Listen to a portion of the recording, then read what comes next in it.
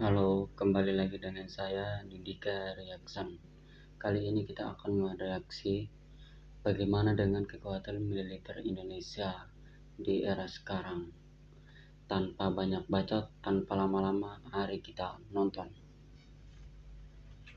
Halo Teknolovers, setelah menggusur militer Jerman dari peringkat 15 dunia tahun lalu, kekuatan militer Indonesia kembali meledak di tahun 2023. Menurut data terbaru yang dirilis oleh Global Firepower atau GFP dalam situs resminya, kekuatan militer Indonesia berada di urutan 13 dunia dengan kekuatan indeks sebesar 0,2221. Lantas, apa saja deretan alutsista TNI terbaik Indonesia? Yuk kita lihat ulasannya berikut ini. Melihat sederet alat utama sistem senjata atau alutsista yang menjadi andalan Tentara Nasional Indonesia atau TNI, situs pemeringkat militer dunia Global Firepower menempatkan kekuatan militer Indonesia di peringkat ke-13 dari 145 negara di dunia pada tahun 2023. Dari pemeringkatan ini, Amerika Serikat masih menjadi anggota terkuat dalam urusan militer dengan skor 0,0712.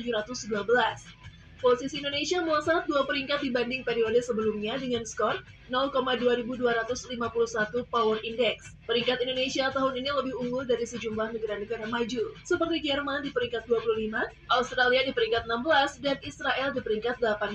Masih kalah jauh ya, padahal Indonesia negara berkembang loh. Dalam pemeringkatan tahun ini, kekuatan TNI dilengkapi dengan beberapa kekuatan, baik sumber daya manusia atau SDM, maupun alat utama sistem senjata atau kapal selam. Di Angkatan Udara, TNI diperkuat 481 Angkatan Udara. Total jumlah Angkatan Udara termasuk 41 pesawat tempur, 37 pesawat tempur terpisah, 67 pesawat angkut, 127 pesawat latih, 17 misi khusus, dan ini juga penarikan ketika saya teman-teman ya. Nah, di sini saya melakukan penarikan 27.000 dan 1 kapal tanker, 176 helikopter, dan 15 helikopter serang. Sementara itu, pasukan darat Indonesia dilengkapi dengan 314 tank, 12.008 kendaraan lapis baja, 153 artileri self-propel, 414 menara artileri, dan 63 peluncur roket. Kemudian TNI Angkatan Laut memiliki total 250 aset pertahanan. Jumlah tersebut terdiri dari 10 fregat, 21 unit korvet, 4 kapal selam, 202 kapal patroli, dan 13 kapal penambang. Lalu jumlah prajurit Indonesia juga bertambah dari 1.080.000 personil menjadi 1.645.000 personil. Militer Indonesia sebenarnya memang terus berbenah dalam beberapa tahun terakhir. Jumlah prajurit bertambah, pembaruan alutsista juga dimulai, dan anggaran militer dari Kementerian Pertahanan juga meningkat. Kementerian Pertahanan serta Angkatan Darat, Angkatan Laut, dan Angkatan Udara merupakan pemain utama di balik suksesnya kebangkitan kekuatan militer Indonesia. Semacam kerjasama yang baiklah. Dan belum lama ini, Kementerian Pertahanan menandatangani 20 kontrak pengadaan alutsista dari luar negeri untuk setiap angkatan TNI. Total nilai seluruh kontrak tersebut adalah 67,5 triliun rupiah. Wah, dana yang cukup fantastis, bukan? Nah, berikut alutsista TNI dari sektor udara, laut maupun darat yang bikin Indonesia semakin kuat. Apa tuh?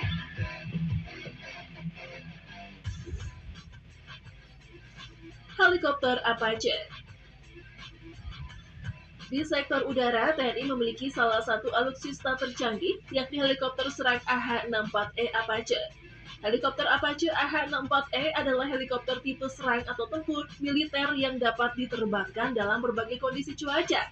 Helikopter dapat membawa kombinasi senjata lain seperti AGM, 114 Hellfire, dan pod rudal Hydra 70 di 4 titik tetap di ujung sayap. Selain itu, helikopter Apache menggunakan teknologi avionik terbaru seperti radar longbow dan MTADS.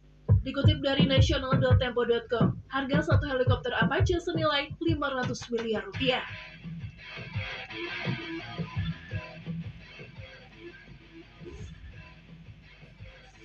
Jet tempur Su-30. Selanjutnya masih dari sektor udara, ada jet tempur Su-30. Menurut tniau.mil.id, Su-30 merupakan pesawat tempur yang dikembangkan oleh Sukhoi Rusia pada tahun 1996. Pesawat ini merupakan pesawat tempur multi-peran yang efektif digunakan sebagai serangan darat. Pesawat ini dapat dikombinasikan dengan FA-18E, Super Hornet Amerika, dan F-15E Strike Eagle. Pesawat jenis ini dilengkapi dengan radio positioning system yang dapat melacak hingga 10 target secara bersamaan. Fitur ini menjadikan Su-30 sebagai pesawat tempur taktis yang cocok sebagai sasaran pesawat musuh. Untuk harganya, Su-30 ini dibanderol dengan harga sekitar 703,5 triliun rupiah. Wow.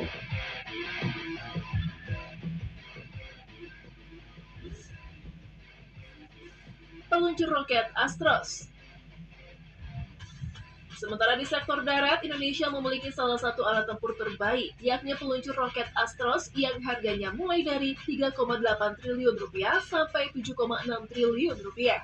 Menurut TNI AD.mil.id, Astros 2 Mk6 merupakan multiple rocket launcher atau sistem roket ganda atau MLRS, jenis rudal unggulan terbaru yang dimiliki TNI AD sebagai senjata pendukung tembakan. Astros 2 Mk6 dioperasikan oleh unit arteri Medan Tentara Nasional Indonesia atau Armita. Roket ini diproduksi oleh Avibras Aerospatial Brazil. Disebut sistem roket saturasi area atau Astros yang pertama kali diproduksi pada tahun 1983 dan masih terus dikembangkan hingga saat ini. Kit yang dipilih dan dimiliki oleh Indonesia adalah tipe 2 dan generasi ke-6 Astros 2 Mk6. Kecenderungan MLRS mengarah pada sistem peluncur modular, di mana pengisian ulang amunisi dilakukan bersamaan dengan peluncur. Metodenya terdiri dari mengganti tabung peluncur kosong dengan peluncur baru yang berisi amunisi.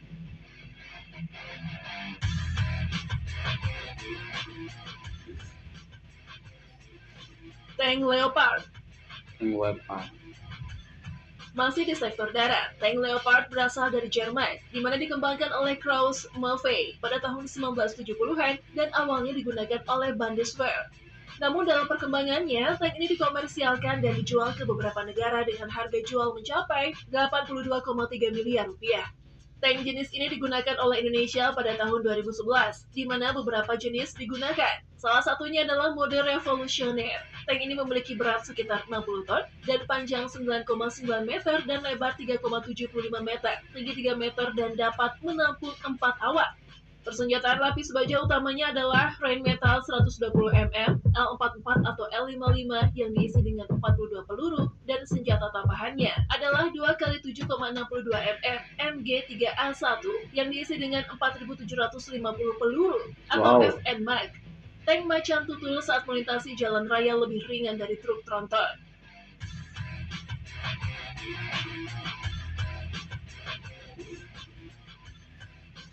Kapal selam KRI Alugoro 405.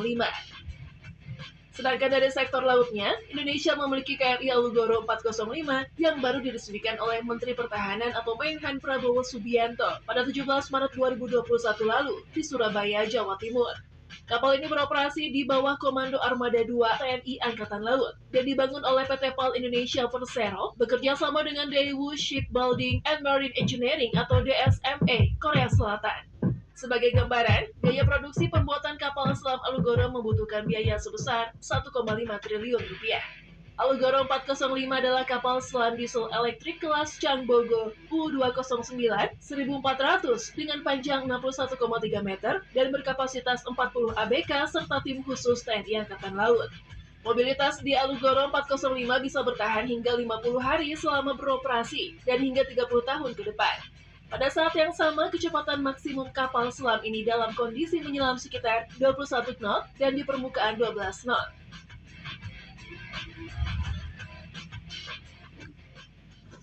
Nah, itulah tadi deretan alutsista TNI terbaik Indonesia yang semakin memperkuat sistem pertahanan negara kita. Apakah Indonesia akan terus melaju sampai 10 besar dunia? Kita tunggu saja informasi terbarunya. Like, komen, dan share video ini. Sampai jumpa!